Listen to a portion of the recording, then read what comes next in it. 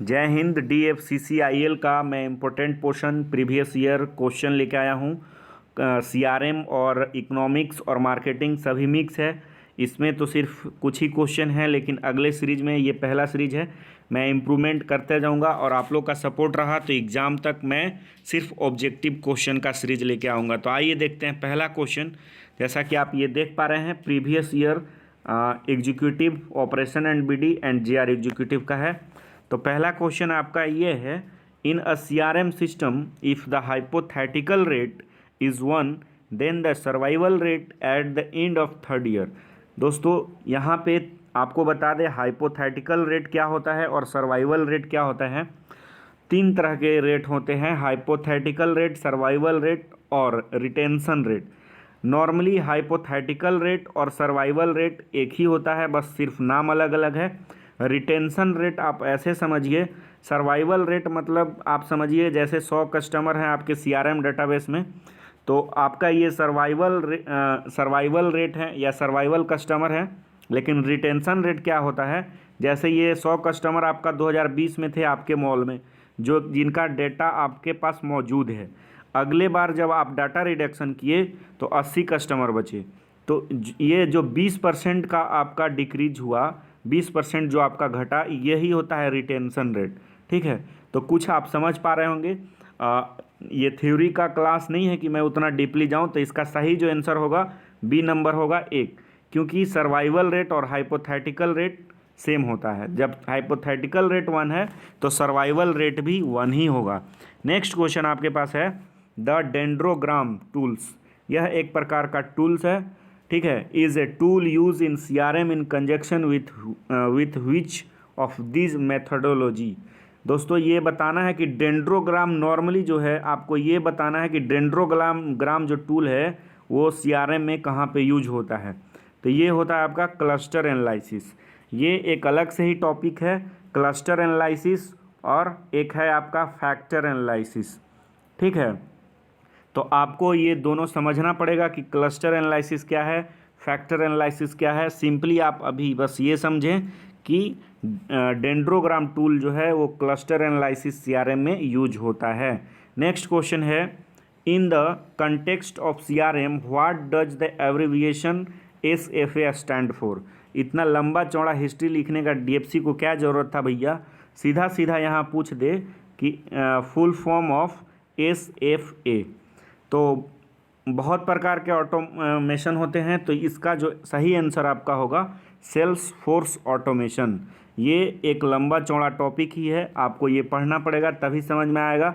फिलहाल यहाँ पे आप याद रखें, SFA stand for sales force automation. 4 number question ध्यान से समझिएगा, what is the name of the data visualisation tool that depicts a logical arrangement of keyword within a textual content, the size of each word in the depiction usually, and indicate the frequency for the importance of the word।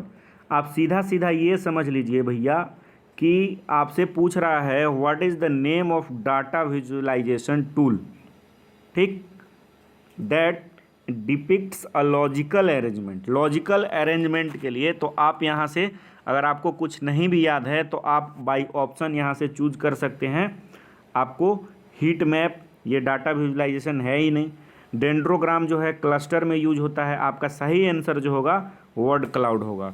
Next question जो है, name the founder chairman of one of the world's largest CRM companies. ये salesforce.com, ये आपको वहाँ पे एक पीछे अलग था सेल्सफोर्स ऑटोमेशन, वो एक नाम है सिस्टम का, लेकिन यहाँ पे ये कंपनी का नाम था। आपको इसके बारे में थोड़ा सा मैं बता दूँ पहले कि अब सेल्सफोर्स ऑटोमेशन जो है ये ओरेकल कंपनी के कोई कर्मचारी थे। ठीक है, ओरेकल के कर्मचारी थे, वो salesforce.com या salesforce.in ये कंपनी और ये कंपनी बनाए, ठीक है, स्थापित किए, स्टेबल किए, और बाद में जब अच्छे खासे चलने लगा तो ये आपका ओरेकल इसको अधिग्रहण कर लिया, मतलब ख़रीद लिया। तो यहाँ पे आपसे कहानी नहीं पूछ रहा है, बस ये पूछ रहा है, मतलब आपको सिंपली मैं बता दिया हूँ कि ओरेकल से बिलोंग करते थे जो इसके फाउंडर थे, और ओरेकल ने ही बाद में इसको ख़रीद लिया। तो इसका जो सही आंसर है salesforce.com का, ये है मार्क बेनियोफ। याद रखिएगा, बहुत इंपॉर्टेंट क्वेश्चन है और आया हुआ प्रीवियस ईयर में। नेक्स्ट क्वेश्चन है the value that is obtain from A customers positive word of mouth through which one can get additional customer is called. आप फिर से समझिए कि the value that is obtain from a customer, positive word, ठीक है। तो यहाँ पे आप समझिए इसका कि कस्टमर रिफरल वैल्यू मतलब जो सीधा आसान भाषा में अगर ये समझिए तो आपके गांव घर के चाची भाभी चाचा लोग जो भी हैं, मान लीजिए सपोज कीजिए मार्केट वो जाते हैं और मार्केट से कुछ ख़रीद के लाते हैं। सपोज कीजिए कोई मेडिसिन ख़रीद के लाएं और वो यूज किए, काफ़ी अच्छा था, तो वो हर कोई को रिकमेंड करेंगे कि भाई ये मेडिसिन आप भी लगाइए। मतलब अगर उनको ज़रूरत हो तब, जैसे जख्म, अगर मान लीजिए जख्म का अगर मलहम हो, ठीक है, ट्यूब हो, तो इस टाइप से कुछ मतलब आप प्रोडक्ट खरीदे और वो काफ़ी अच्छा रहा तो आप दूसरे को रिकमेंड करते हैं, तो वही पूछ रहा है। तो पहला ऑप्शन जो है customer relation, customer referral value, दूसरा है कस्टमर क्लिक थ्रू रेट। दोस्तों ये यूट्यूब वगैरह में होता है CTR, ठीक है। कस्टमर फ्रीक्वेंसी वैल्यू ये भी नहीं होगा। कस्टमर लाइफ टाइम वैल्यू ये क्या होता है मैं ये आगे बताऊंगा, काफ़ी इंपॉर्टेंट है।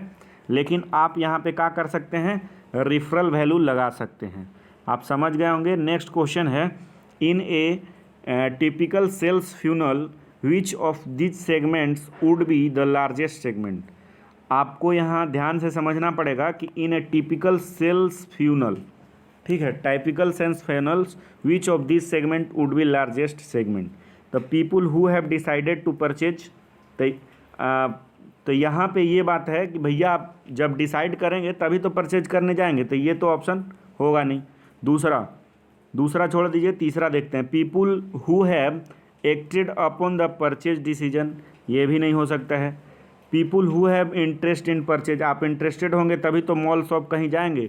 बी ऑप्शन जो है हमारा सही होगा, people who are aware of the product, आप प्रोडक्ट के बारे में अवेयर रहें तभी प्रोडक्ट को खरीदें। 8 नंबर क्वेश्चन है in A CRM database a set of information stored in a row of the database and the pertaining to one cluster is called। यहाँ पे ध्यान दीजिएगा, यहाँ पे जो है आपका जो क्लस्टर जो होता है आप लोग को बता ही देते हैं, क्लस्टर और आपका फैक्टर एनालिसिस। क्लस्टर एनालिसिस और फैक्टर एनालिसिस, सपोज कीजिए जैसे कि आप पूरे फैमिली जो हैं गए एक मॉल में, ध्यान से सुनिएगा, पूरे फैमिली एक मॉल में गए, वहाँ पे आपके साथ, आप सपोज कीजिए आप मेल हैं, आपकी वाइफ है, गर्लफ्रेंड है, सिस्टर है, या जो भी है, कोई मेल है कोई फीमेल है, ठीक है। तो आपका रिक्वायरमेंट अलग होगा और फीमेल का अलग होगा। आपको कुछ अलग सामान लेना होगा, उनको कुछ अलग सामान लेना होगा। तो ये बड़े पैमाने पे इस टाइप से वहाँ पे फैक्टर एनालिसिस और क्लस्टर एनालिसिस, वो CRM डेटाबेस इस टाइप से बनाएंगे कि एक में मेल को रखेंगे, दूसरा को फीमेल को रखेंगे। तो इस टाइप से जो आपका डेटा रिडक्शन का टेक्निक है उसको क्लस्टर एनालिसिस कहा जाता है। और फैक्टर एनालिसिस में नॉर्मली जो आ गया, जैसे यहाँ पे इस मॉल में गए तो यहाँ पे 15% लोग जो हैं ट्राउज़र ख़रीदने आ रहे हैं, 20% लोग जो हैं शर्ट ख़रीदने आ रहे हैं। ट्राउज़र मेल भी ख़रीद सकता है और फीमेल भी ख़रीद सकता है। तो वहाँ पे नॉर्मली ट्राउज़र का एक अलग डेटाबेस बना लिया कंपनी, शर्ट का एक अलग डेटाबेस बना लिया, जीन्स का एक अलग डेटाबेस बना लिया, तो उसको फैक्टर एनालिसिस करते हैं।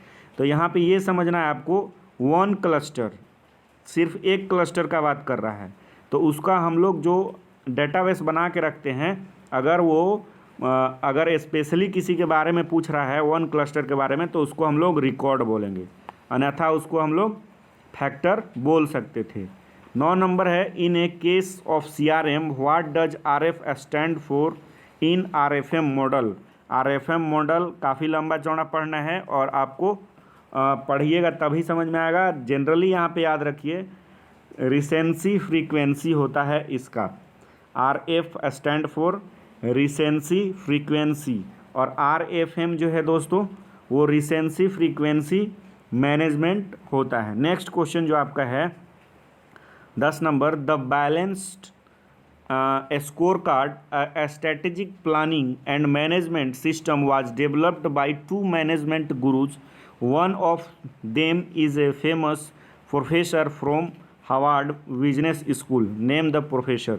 मतलब the balance score card strategic planning and management system ये 2 लोग मिल के बनाए थे, 2 गुरु लोग, उन्हीं का एक नाम पूछ रहा है जो कि हार्वर्ड बिजनेस स्कूल से बिलोंग करते हैं। लेकिन उससे पहले बता दें कि क्वेश्चन अगर कुछ और होता तो ये जनरली क्वेश्चन ये कह रहा है बैलेंस स्कोर कार्ड, जैसे आप मॉल में जाते हैं, मान लीजिए आप रिलायंस फ्रेश में गए हैं, वहाँ पे आप जब जाते हैं जब पहली बार तो बहुत सारे कुछ सामान खरीदते हैं, ठीक है। तो आपको बताया जाता है एम्प्लॉय के द्वारा कि सर आप एक कार्ड बनवा लीजिए, स्मार्ट कार्ड बनवा लीजिए, फलान कार्ड बनवा लीजिए, ढेकान कार्ड बनवा लीजिए, जो भी बनवा लीजिए, एक कार्ड बनवा लीजिए। और उससे आप पूछते हैं कि क्या फ़ायदा होगा, तो वो बताता है कि जो आप सामान खरीद रहे हैं इस पे पॉइंट बनेगा, और पॉइंट जो है जब अगले बार आप खरीदने आइएगा तो इस पॉइंट पे आपको डिस्काउंट मिलेगा। तो नॉर्मली पूरे सिस्टम, ये पूरा क्वेश्चन का सिस्टम मतलब कि अर्थ यही बता रहा है इस टाइप से जो प्लान तैयार किया था, मॉडल तैयार किया था, वो 2 गुरु ने मिल के तैयार किया था पहली बार, और वो हार्वर्ड से जो बिलोंग करते हैं उनका नाम क्या है, तो उनका नाम जो है रॉबर्ट कैपलन है, ठीक है, रॉबर्ट कैपलन। तो इसमें बस इतना ही दोस्तों, अगर आप लोग का सपोर्ट रहा तो मैं CRM, इकोनॉमिक्स और मार्केटिंग, ठीक है, मार्केटिंग और आपका हिस्ट्री ऑफ रेलवे और आपका DFC, ये सभी पोर्शन को, सभी टॉपिक को मैं ऑब्जेक्टिव MCQ क्वेश्चन से कवर करूँगा, जो कि आपको कहीं भी अभी यूट्यूब पे अवेलेबल नहीं है ऑब्जेक्टिव सीरीज। तो आप सपोर्ट कीजिए, शेयर कीजिए, अगर अच्छा खासा व्यू आएगा तो मैं अगला सेशन भी लेके, अगला क्लास भी लेके आऊँगा। इस वीडियो में इतना ही, धन्यवाद।